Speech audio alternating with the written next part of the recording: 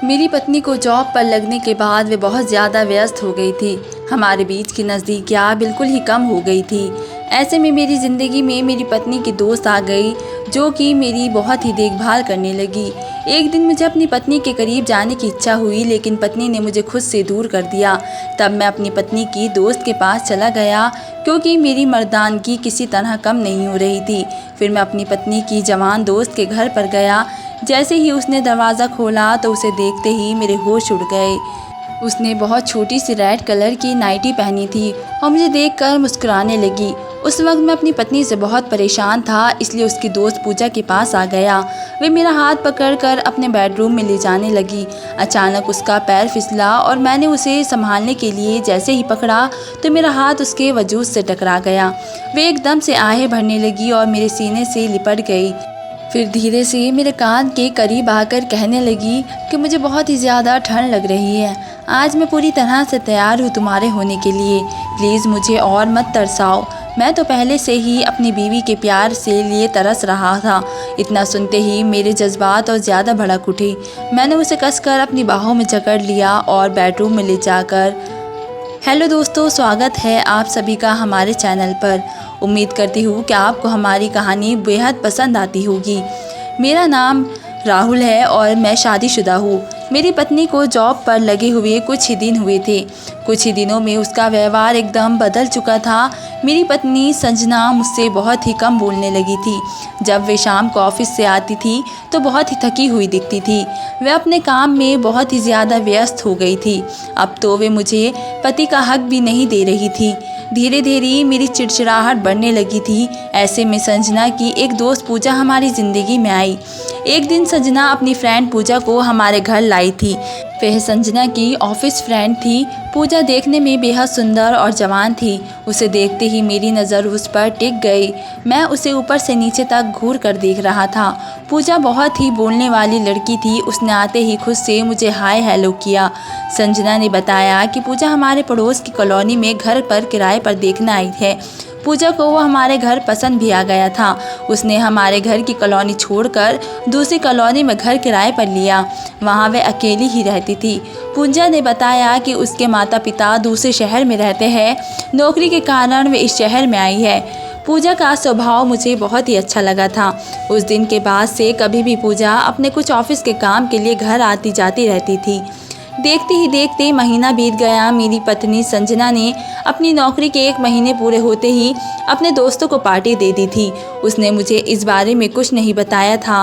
पूजा की बताने की वजह से मुझे पता चला। फिर भी शाम को मैं भी अपनी पत्नी संजना की पार्टी में पहुंच गया।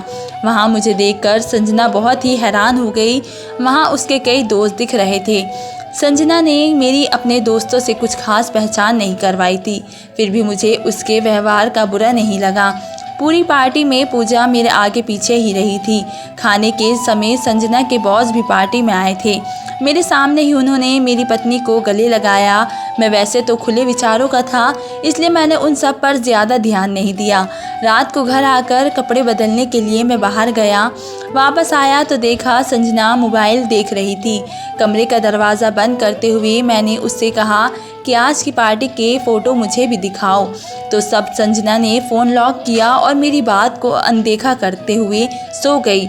4-5 दिन बाद संजना का जन्मदिन था। रात को मैंने उसे एक सुंदर फूलों का गुलदस्ता देकर जन्मदिन की बधाई दी।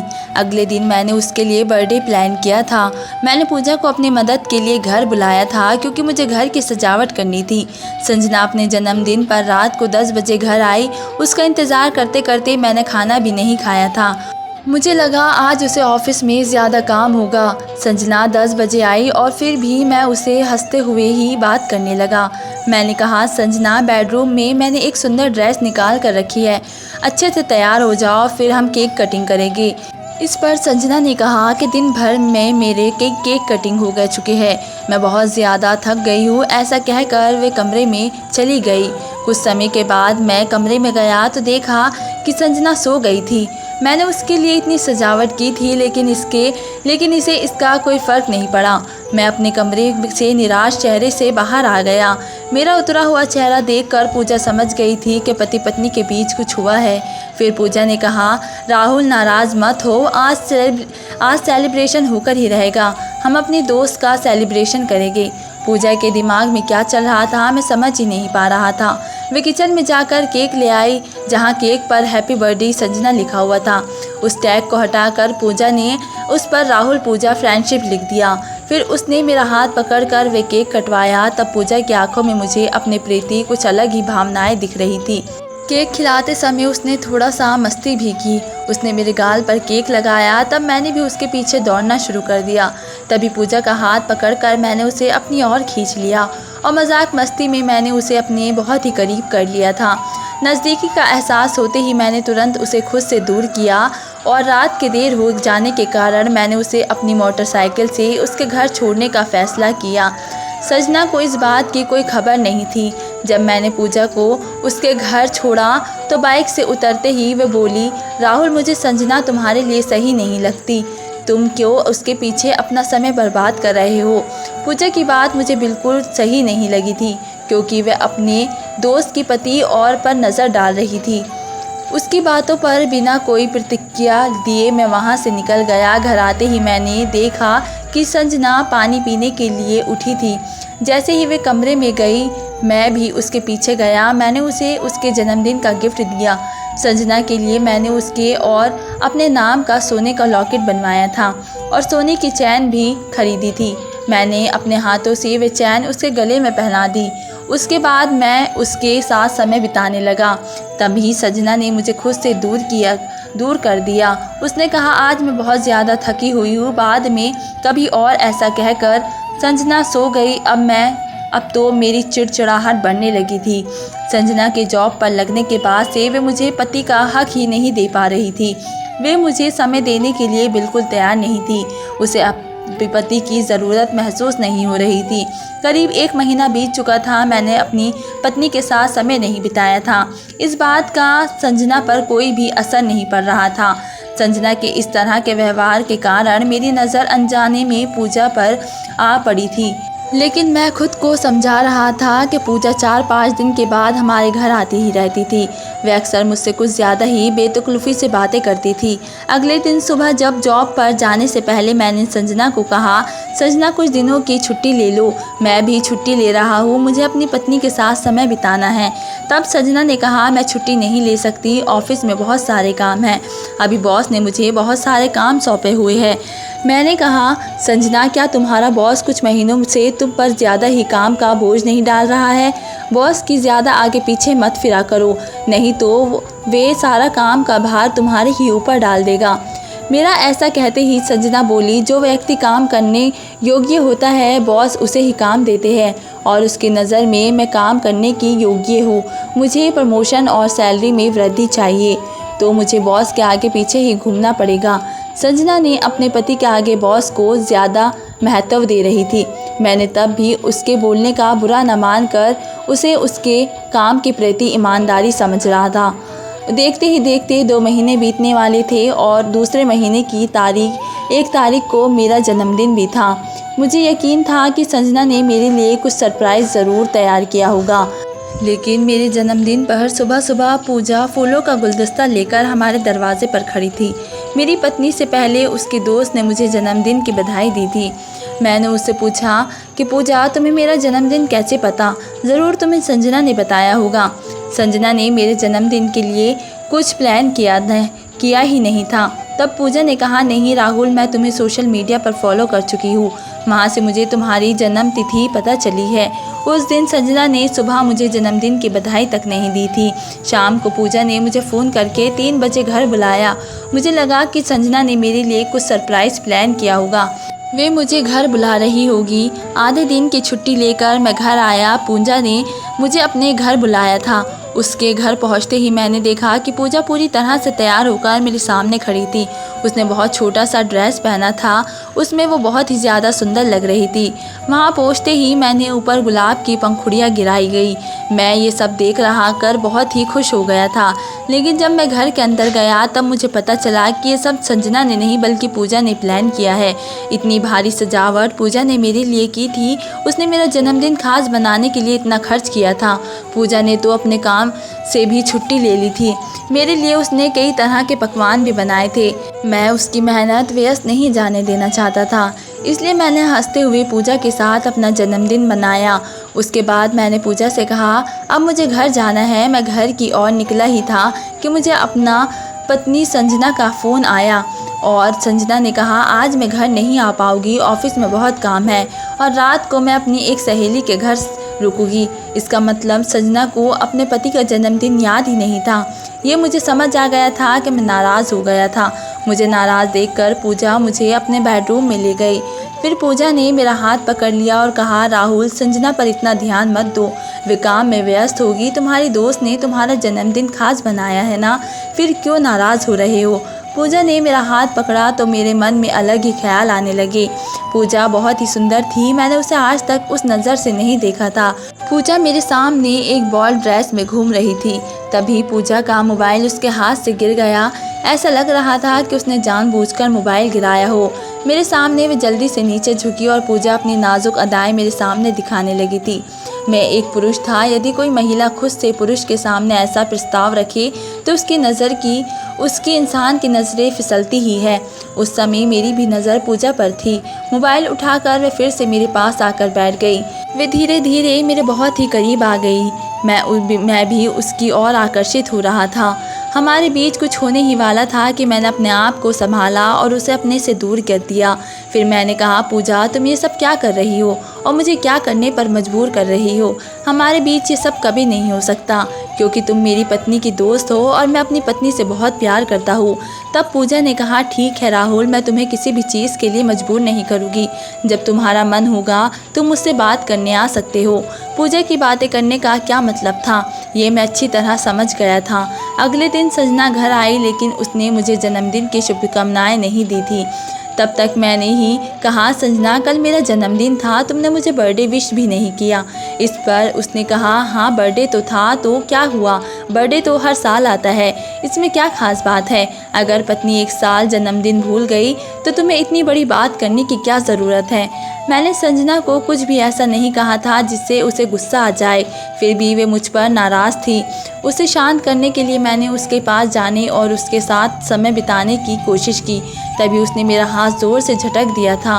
उस समय मेरे मन में कुछ और ही इच्छा जाग रही थी, लेकिन संजना ने मुझे अपने से दूर करके मेरी इच्छा को तोड़ना शुरू कर दिया। मैं अपनी इच्छा को दबा नहीं सकता था। संजना मेरी इच्छा पूरी नहीं कर सकती थी, इसलिए मैं सीधे पूजा के घर गया। मैंने उसे फ़ोन भी नहीं किया था। रात के 10 बज रहे थे। पूजा के घर जाते ही वे मुझे नाइट सूट में दिखाई थी, जो कि शॉर्ट था। पूजा उसमें बहुत ही सुंदर लग रही थी। वे मुझसे काफ़ी छोटी थी। मैं पूजा को लगातार देख रहा था। शायद उसे मेरी नज़रें महसूस हो गई थी, इसलिए वह अंदर कमरे में जाकर अपने ऊपर शॉल ओढ़ कर आई।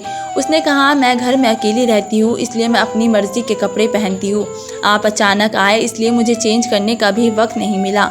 पूजा मेरे सामने बहुत ही शर्मिंदा हो रही थी। वे मेरे लिए पानी लाने किचन में जा रही थी। तभी उसका पैर शॉल में उलझ गया और वे फिसलने लगी। मैं जल्दी से उसे संभाला। उसके शरीर से स्टॉल सरक गई। तब फिर से मेरी नज़र पूजा की जवानी पर गई। उसने जल्दी से फिर से शॉल ओढ़ी। तब मैं पूजा के पास गया और कहा, पूजा, तुम्हें शॉल ओढ़ने की ज़रूरत नहीं है। मैं कोई पराया थोड़ी हूँ, मैं तो तुम्हारा बेस्ट फ्रेंड हूँ ना। मेरी बात पर वह हंस दी और धीरे धीरे मैं उसके करीब जाने लगा। पूजा को भी मेरी नज़दीकियाँ पसंद आ रही थी, क्योंकि उसने मुझे मना नहीं किया था। अगले दिन मुझे पूजा का उसके ऑफिस से फ़ोन आया।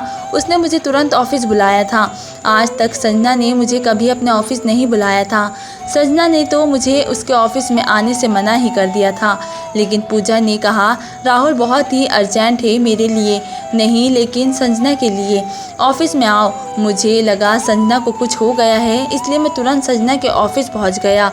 फिर पूजा मुझे उनके ऑफिस के कॉन्फ्रेंस रूम में ले गई। उसके उस कॉन्फ्रेंस रूम में जाते ही मैंने जो कुछ देखा वह देखकर मैं हैरान रह गया। कल रात जब मैं संजना के पास गया था तब उसने मुझे अपने से दूर किया, इसलिए गुस्से में मैं पूजा के पास चला गया था।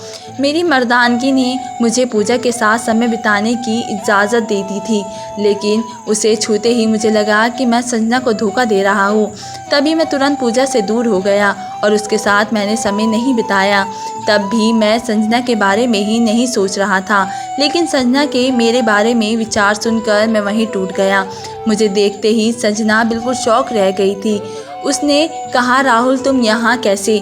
मैंने तुम्हें अपने ऑफिस आने से मना किया था ना, फिर भी तुम बिना बताए यहाँ क्यों आ गए हो? फिर मैं बोला, तुम अपने दोस्तों के सामने मेरी इज्जत का तमाशा कैसे कर रही हो, ये देखने के लिए मैं यहाँ आया हूँ। दरअसल संजना अपने ऑफिस के कॉन्फ्रेंस रूम में अपने कुछ सहेलियों के सामने मेरी खिल्ली उड़ाते हुए दिख रही थी। वे अपनी सहेलियों से कह रही थी कि मेरे पति को मैं पाँव की चप्पल समझती हूँ, उसकी मेरे सामने कोई औकात नहीं है क्योंकि वह मुझसे बहुत ही कम पैसे कमाता है। मैं 50,000 महीना कमाती हूँ और वो 30,000 रुपये महीना कमाता है। मैं अपने पति से 20,000 रुपये ज़्यादा कमाती हूँ, उसकी मेरे सामने कोई औकात नहीं है, इसलिए मैं उसे अपने पास नहीं आने देती। उसका और मेरा स्टेटस अब मैच नहीं करता। उसका ये सब बोलना सुनकर मैंने कहा, संजना एक बात याद रखना, जब हमारी शादी हुई थी तब तुम सिर्फ 10वीं पास थी। मेरे 30,000 की सैलरी से ही मैंने तुम्हारी मास्टर की पढ़ाई का खर्चा उठाया था। तभी तुम यहाँ पर नौकरी कर रही हो। कुछ दिनों से मैं तुम्हारा व्यवहार देख रहा था और उस पर ध्यान नहीं दे रहा था। मुझे नहीं पता था कि तुम मेरे बारे में ऐसे विचार रखती हो, इसलिए तुम मुझे पति का हक नहीं दे रही हो। ठीक है, कोई बात नहीं, आज से बल्कि इसी शर्त से तुम मुझसे आज़ाद हो। तुम मेरे स्टेटस के आदमी के साथ आगे से रहने की कोई ज़रूरत नहीं है। आज मैं तुम्हारे और हमारे रिश्ते से आज़ाद करता हूँ। पिछले कुछ दिनों से मैं तुम्हें एक खुशखबरी देना चाहता था। वे मेरे लिए खुशखबरी है, लेकिन शायद तुम्हारे लिए बुरी खबर हो।